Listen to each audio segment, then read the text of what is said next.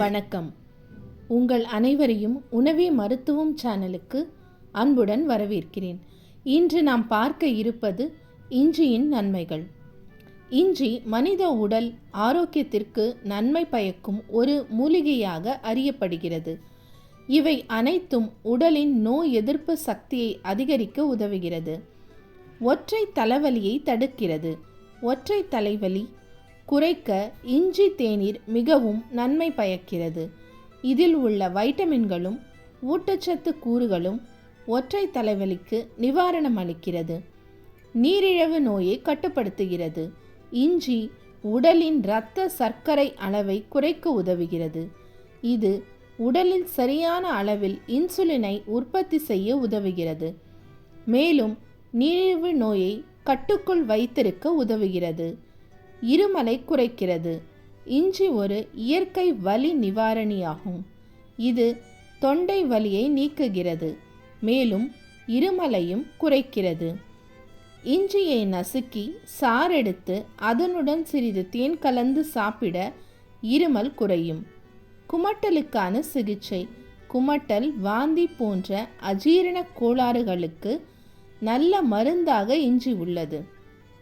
இஞ்சியில் உள்ள வேதிப்பொருட்கள் மூளையில் செயல்பட்டு நரம்பு மண்டலத்தை கட்டுப்படுத்தி குமட்டல், வாந்தி, மயக்கத்தை கட்டுப்படுத்துகிறது என்பதை சில ஆராய்ச்சிகள் சுட்டிக்காட்டுகின்றன. செரிமானத்தை மேம்படுத்துகிறது. வயிறு தொடர்பான நோய்களை தடுக்க இஞ்சி மிகவும் பயனுள்ளதாக இருக்கிறது. இனி இஞ்சியை பயன்படுத்தி இஞ்சி குழம்பு எவ்வாறு வைப்பது என்பதை பார்ப்போம். தேவையான பொருட்கள்: புளி 2 எலுமிச்சம்பழம் அளவு உருண்டை, இலசான இஞ்சி 50 கிராம், காய்ந்த மிளகாய் 5, வெந்தயம் 1 டேபிள் ஸ்பூன், தேங்காய் துருவல் 1 டேபிள் ஸ்பூன், பெரிய வெங்காயம் 1, பச்சை மிளகாய் 2, கருவேப்பிலை சிறிதளவு, வெல்லம் ஒரு சிறிய கட்டி, கடுகு 1 டீஸ்பூன், உப்பு தேவையான அளவு, பெருங்காயம் தேவையான அளவு, எண்ணெய் தேவையான அளவு. செய்முறை: இஞ்சியை கழுவி தோல் சீவி பொடியாக நறுக்கவும். வெங்காயம், பச்சை மிளகாயை பொடியாக நறுக்கவும். புளியை வெந்நீரில் ஊறப்போடவும்.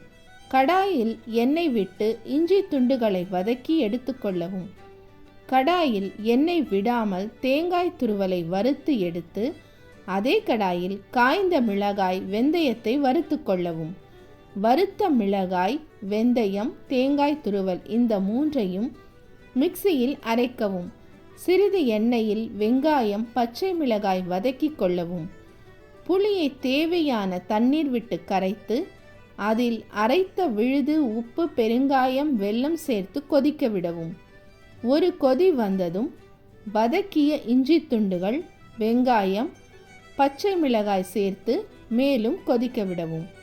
நன்றாக கொதித்ததும் இறக்கி கடுகு, கருவேப்பிலை தாளித்து கொட்டவும்.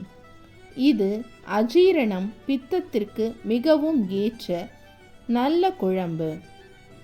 இது போன்ற சத்தான உணவு குறிப்புகளுக்கு எங்களுடைய சேனலை சப்ஸ்கிரைப் செய்து கொள்ளுங்கள். நன்றி, வணக்கம்.